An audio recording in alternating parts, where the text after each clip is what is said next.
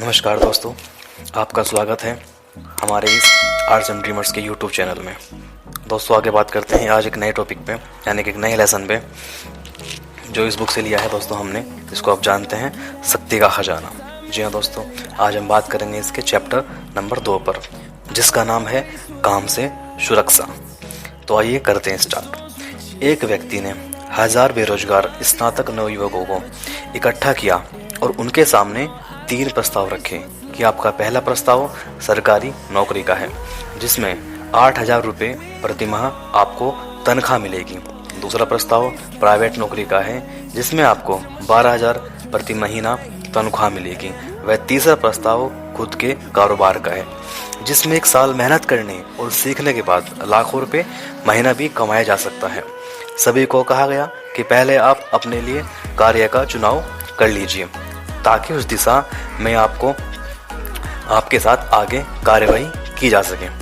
उनमें से 990 ने सरकारी नौकरी चुनी और 8 ने प्राइवेट नौकरी और 2 ने निजी कारोबार को चुना। इंसान के मन में काम का चुनाव करते समय भी बड़ा असुरक्षा का भय रहता है।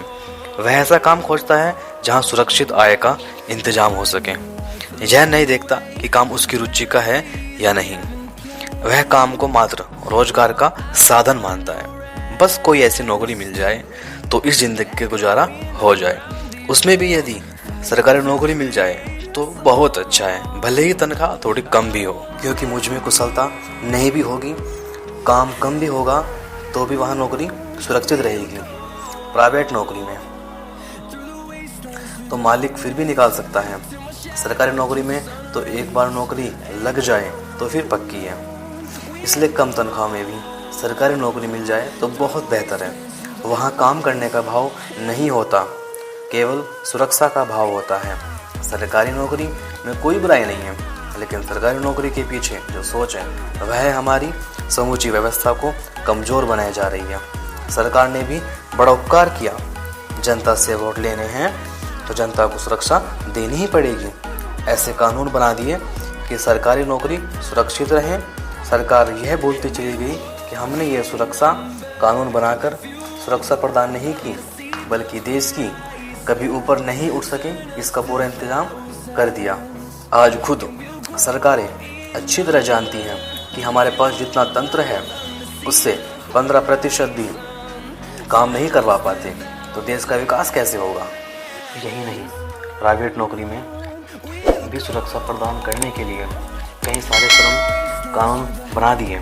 ये श्रम कानून कभी भी लोगों का भला नहीं कर सकते, क्योंकि मालिक और नौकर दोनों के मन में सुरक्षा की तैयारी रहती है। मालिक भी सोच समझकर कदम उठाता है, ज़्यादा से ज़्यादा मशीनों से काम कराने की कोशिश करता है, ताकि कम से कम कर्मचारी रखने पड़े, कम से कम तनख्वाह निर्धारित करनी पड़े, ताकि कोई अनावश्यक दायित्व खड़ा ना हो जाए। चाहकर भी मालिक अपने कर्मचारियों के लिए उतना अच्छा नहीं कर पाता जितना यदि स्वतंत्र व्यवस्था होती तो उसमें कर पाता। श्रमिक भी कानून की आड़ में मालिकों पर दबाव बनाने से नहीं चूकता। हम अच्छी तरह देख सकते हैं कि अनेक कारखाने इस सुरक्षादायक प्रणाली की बलि चढ़ गए। अंततः नुकसान उन्हीं श्रमिकों को हुआ जो सुरक्षा ढूंढ रहे थे। यदि स्वतंत्र व्यवस्था कर दी जाए तो श्रमिकों का जीवन इससे कई गुना बेहतर हो सकता है। इन कानूनों ने मालिक और नौकर के बीच एक दूरी बना दी। काम साथ में करना है, लेकिन मन में एक दूसरे के प्रति डर की भावना है।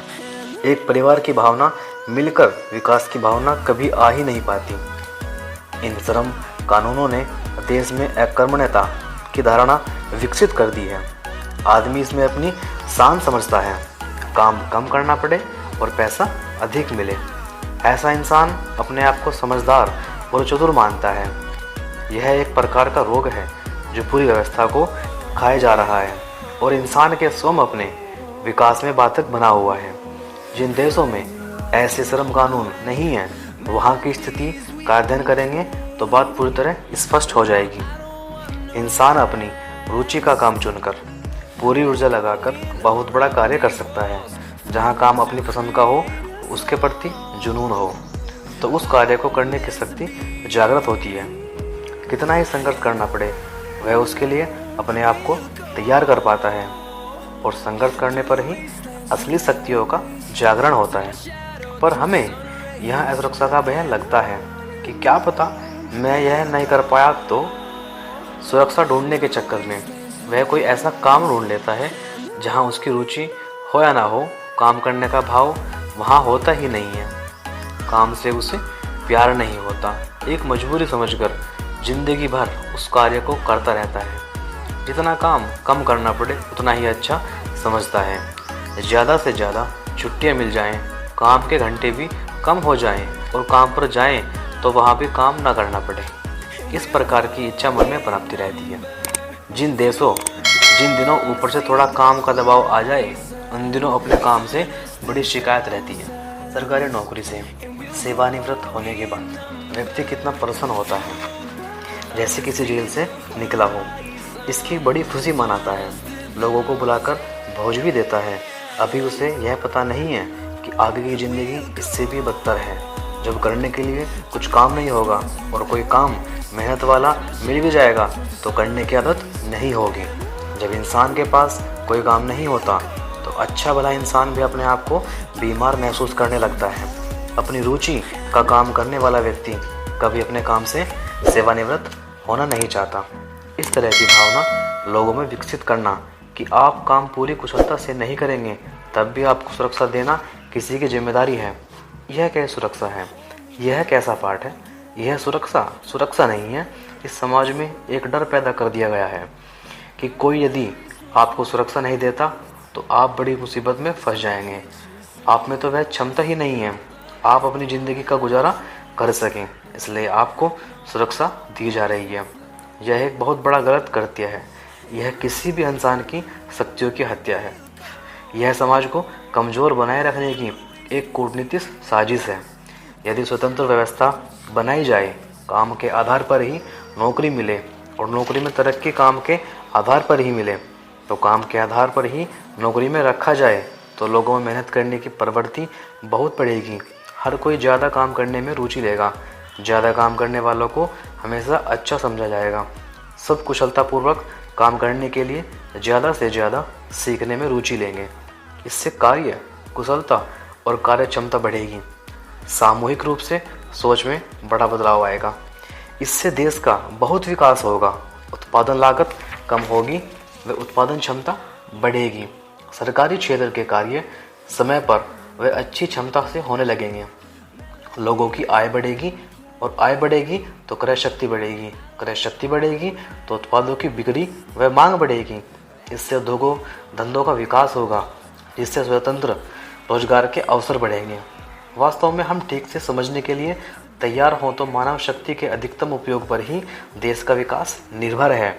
हम इसको सुरक्षा की आड़ में जितना निरुपयोगी बनाते जाएंगे उतनी ही हमारे लिए यह शक्ति भार बनती जाएगी।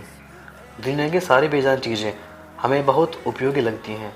सारे पेड़ पौधे, ज़मीन, पत्थर, मिट्टी, पानी, बर्फ़, खनिज आदि चीज़ें जितनी ज़्यादा हों उतनी हमें खुशी देती हैं। इसकी वजह सिर्फ यही है कि हम इनका उपयोग पूर्ण रूप से करते हैं।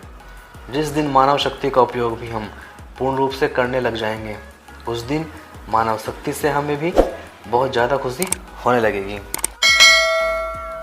तो बाकी दोस्तों यहीं पे एंड अप होता है आज इस लेसन का। दोस्तों कौन सा पार्ट या कौन सी चीज़ आपको इस वीडियो में अच्छी लगी आप कमेंट में ज़रूर बताइएगा।